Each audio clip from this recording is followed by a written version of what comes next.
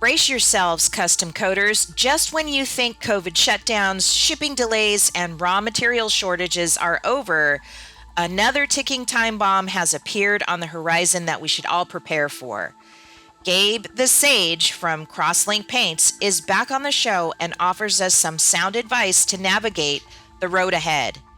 He's gone through some biblical disasters of his own, but nothing has stopped him yet. It's only made him sharper and wiser.